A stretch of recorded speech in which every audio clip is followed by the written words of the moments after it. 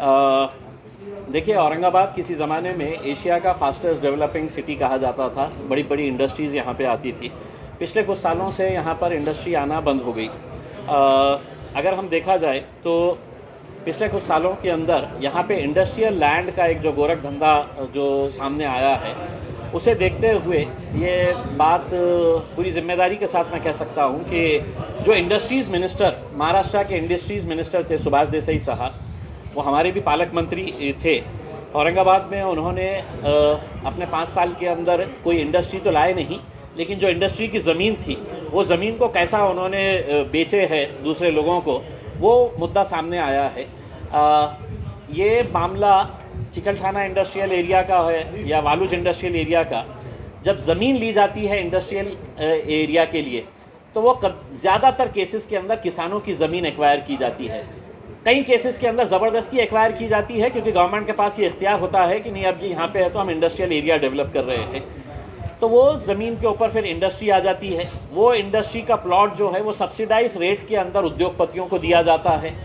फिर उसके ऊपर इंडस्ट्री सेटअप की जाती है तो वही उद्योगपति उसके ऊपर सब्सिडी भी उठाता है गवर्नमेंट के ऊपर, कुछ साल चलाता है और उसके बाद है तो कहता है कि इंडस्ट्री मेरी सिक हो गई है, बंद हो गई है, अब मैं चला नहीं सकता हूँ करके। फिर कुछ साल बंद करने के बाद एक एप्लीकेशन है तो MIDC को दे दिया जाता है और ये कहा जाता है कि अब मैं ये चला नहीं सकता हूँ, मुझे इंडस्ट्री नहीं चलाना है, मुझे यहाँ पर एक शॉपिंग मॉल करना है, मुझे यहाँ पे दुकानें डालना है या मुझे अपना घर बनाना है करके। तो ऐसे बहुत सारे मामले औरंगाबाद इंडस्ट्रियल एरिया के मेरे सामने आए थे। मैंने जब MIDC से डिटेल मांगा तो उन्होंने 1 साल के अंदर की मुझे 52 ऐसे प्रपोजल्स बताए जिन्होंने लोगों ने कहा कि नहीं, मेरे पास इंडस्ट्रियल प्लॉट है, मैं वो इंडस्ट्रियल प्लॉट के ऊपर कोई कमर्शियल एक्टिविटी करना चाहता हूँ, कोई होटल डालना चाहता हूँ। यानी कि जिस मकसद के लिए आपकी ज़मीन एक्वायर की गई तो वो ज़मीन का कन्वर्जन जो है वो ऐसे ही नहीं होता है। औरंगाबाद के अंदर जो इंडस्ट्रियल प्लॉट का कन्वर्जन हुआ है, एक एक प्लॉट के पीछे है तो 2-2 करोड़ रुपये लिए गए थे। सिर्फ औरंगाबाद के अंदर की मैं बात कर रहा हूँ उसमें। अब इसके बाद मैंने सोचा अगर सिर्फ औरंगाबाद जैसे एक इलाके के अंदर इतना बड़ा अगर घोटाला है तो नागपुर इंडस्ट्रियल एरिया इतना बड़ा है, पूना इंडस्ट्रियल एरिया की ज़मीन की कीमतें क्या होंगी, मुंबई और थाने के इंडस्ट्रियल एरिया की ज़मीन की कीमतें क्या होंगी। मैंने 3 लेटर्स लिखा। एक लेटर लिखा CEO को, MIDC के CEO को कि मुझे जानकारी दीजिएगा कि कितने लैंड कन्वर्जन हुए हैं, कोई रिप्लाई नहीं। फिर दूसरा 1 महीने के बाद भेजा, कोई रिप्लाई नहीं। फिर 3 महीने के बाद है तो और एक लेटर भेजा CEO को। एक लोक प्रतिनिधि MP मेंबर ऑफ पार्लियामेंट एक CEO को लेटर लिख रहा है कि मुझे जानकारी दो, और वो नहीं दे रहे हैं, यानी कि कुछ ना कुछ वो छुपाना चाह रहे हैं करके। अभी कुछ दिन पहले जब महाराष्ट्र के विधानसभा का अधिवेशन चल रहा तो ये आरोप लगाया जा रहा है कि ये मंत्री ने भ्रष्टाचार किया, SIT बना दो, ये मंत्री ने भ्रष्टाचार किया, उसके ऊपर एक्शन ले लो। तो मैंने कहा कि भ्रष्टाचार सेलेक्टिव कैसा हो सकता है, भ्रष्टाचार भ्रष्टाचार है। तो ऐसे हालात के अंदर मैंने सोचा कि अब मुझे तो कोई जवाब मिलने वाला नहीं है, CEO साहब मुझे देने वाले नहीं है, देसाई साहब घर पे जाके बैठ गए हैं, तो अब हमने क्या करना। तो मैंने जानबूझकर मैंने ये बोला कि आज मैं है तो ये इसको खोलूँगा और लोगों के सामने लेकर आऊँगा।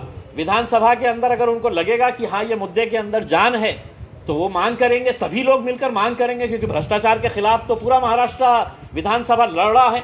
कितनी ताकत के साथ लड़ रहा है, कांग्रेस वाले लड़ रहे, NCP वाले लड़ रहे, छोटी सेना, बड़ी सेना, BJP सब आपस में लड़ रहे, नहीं भ्रष्टाचार नहीं होना चाहिए।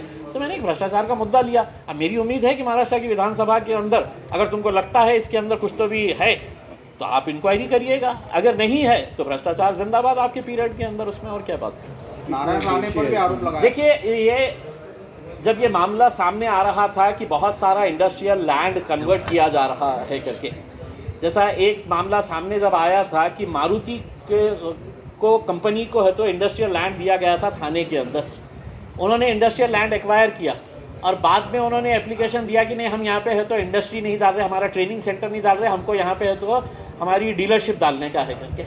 तो उन्होंने डीलरशिप यानी कि लिए आपने एक मकसद के लिए दूसरे मकसद के लिए। तो ये जब मामले सामने आए तो बहुत आरोप लगे उस वक्त के जो उद्योग मंत्री थे सुभाष देसाई साहब के ऊपर। तब देवेंद्र फडणवीस साहब ने एक ब्यूरोक्रेट थे, सीनियर ब्यूरोक्रेट बख्शी साहब, और उनको कहा कि इसकी पूरी इंक्वायरी करे करके। वो इंक्वायरी करके उन्होंने अपनी रिपोर्ट दिए और इस रिपोर्ट के अंदर वो पेपर्स का रिपोर्ट उन्होंने दिए और उसमें उन्होंने बताया कि पिछले 15 सालों के अंदर 32,000 32,000 हेक्टेयर ज़मीन जो है इंडस्ट्री की ज़मीन कमर्शियल के लिए कन्वर्ट की गई, इंडस्ट्री की ज़मीन रेसिडेंशियल के लिए कन्वर्ट की गई, ओपन प्लॉट्स का कन्वर्जन हुआ है, एमिनिटी प्लॉट्स का कन्वर्जन हुआ है। तो ये कोई भी कन्वर्जन बग़ैर पैसों के नहीं हुआ है, ना होता है। तो इतना बड़ा जब घोटाला सामने आया तो बख्शी साहब ने अपनी रिपोर्ट दिया और उन्होंने ये कहा कि ये सिर्फ नारायण राणे इन्होंने किए हैं, देसाई साहब ने किए हैं, ऐसा नहीं है। इससे पहले के जो मंत्री थे नारायण राणे साहब, उन्होंने भी ऐसे बहुत सारे इंडस्ट्रियल लैंड का कन्वर्जन किए हैं करके, और उसमें उन्होंने ये बताया है कि अगर मिनिस्टर को लगता था कि ये कन्वर्जन के लिए सीओ फेवर में नहीं है तो वो क्या करते थे कि दूसरे किसी ऑफिसर के पास है तो वो फाइल भेज डालते थे, जो उनके पसंद का ऑफिसर होगा वो उसके ऊपर साइन कर देता था। तो ऐसे बहुत सारे केसेस हैं। इसके ऊपर अगर इंक्वायरी लगेगी तो मेरे हिसाब से एक 1,000 करोड़ रुपए का मामला तो सामने आ ही जाएगा, और अगर नहीं है तो फिर भ्रष्टाचार जिंदाबाद। सर 52 प्लॉट्स बेचे गए तो उसका कितना पैसा आया और वो किसके पास गया? देखिए, अगर ये कन्वर्जन अगर किया गया है तो उसमें हिस्सेदारी और टक्केवारी तो मैं बता नहीं सकता हूँ कि MIDC के अधिकारी को कितना मिला, और मंत्री साहब के पास कितना गया, बीच के दलालों ने, एजेंटों ने कितना खाया है करके उसमें। लेकिन मुझे ये पूरी जानकारी थी, इसीलिए मैंने ये किया था जब मुझे ये पता चला था कि चिकल थाने के कुछ इंडस्ट्री के प्लॉट्स जो है वो कन्वर्ट करने का प्रोसेस जारी है और यहाँ के एक बड़े बिल्डर को है तो ये जिम्मेदारी दी गई थी। ऐसे 60 प्लॉट्स आइडेंटिफाई हुए थे और हर प्लॉट को 2 करोड़ रुपये दिए गए थे। अब वो 2 करोड़ के हिसाब से आप लगा दीजिएगा। अब मैं इतना तो डिटेल में नहीं जा सकता हूँ कि टक्केवारी किसको कितना मिला है करके उसमें। अब ये इन्वेस्टिगेशन के अंदर आएगा मामला कि मंत्री जी ने लेके गए पूरा, या बीच में ऑफिसरों ने भी कुछ खाए हैं, क्या क्या हुआ है। तो क्या जेल जाएंगे इसमें मंत्री? सर जाना चाहिए। भ्रष्टाचार के मामले के अंदर कोई समझौता नहीं होना चाहिए उसमें। जो भी मंत्री, जिन जिन के मंत्रियों के नाम आ रहे हैं करके, तो यकीनन इनके ऊपर कुछ ना कुछ तो कहा। अगर नहीं होगा तो आज जब ये MIDC के अधिकारी सुनेंगे इम्तियाज़ जलील की पत्रकार परिषद और उनको ये पता चलेगा कि अरे कुछ नहीं हो रहा है हमारा, तो कल शायद मेरे हिसाब से कोई इंडस्ट्री का प्लॉट बचेगा ही नहीं। मेरा ये कहना है कि जब सरकार वो लैंड लेती है, एक्वायर करती है, तो वो सरकार की ज़मीन हो जाती है। जब वो इंडस्ट्री नहीं चलती है तो वो ज़मीन सरकार के पास चले जाती है। मेरा ये कहना है वो सरकारी ज़मीन के ऊपर हमने गरीबों के घरों के लिए क्यों नहीं हमने वो लैंड है तो दे दिए। हमने प्रधानमंत्री आवास योजना को देना चाहिए था, रामाबाई आवास योजना जो है, रामाई आवास योजना, उसके लिए देना चाहिए था, या म्हाडा को दे देना चाहिए था कि भैया ये ज़मीन हमारी सरकार की थी, इंडस्ट्री नहीं चल रही है, अब हम ये इसके लिए घरकुल के लिए हम इस्तेमाल कर रहे हैं। आप जब किसी कमर्शियल एक्टिविटी को दे रहे हैं उस धन्ना सेठ को फ़ायदा पहुंचता है, सिर्फ बाकी किसी को नहीं पहुंचता है। आप किसी बिल्डर को दे रहे हैं, ऐसा हो सकता है कि आप इंडस्ट्री के लिए प्लॉट लिए हैं, मैंने 2 एकड़ का प्लॉट लिया हूँ इंडस्ट्री स्टार्ट करने का है करके, मैं 5 साल के बाद एक एप्लीकेशन दे दे रहा हूँ, नहीं मैं इंडस्ट्री नहीं बना रहा हूँ, मेरे को घर बनाना है करके। मैंने तो सब्सिडी के अंदर लिया, सब्सिडाइज रेट के अंदर है तो वो प्लॉट एक्वायर किया है।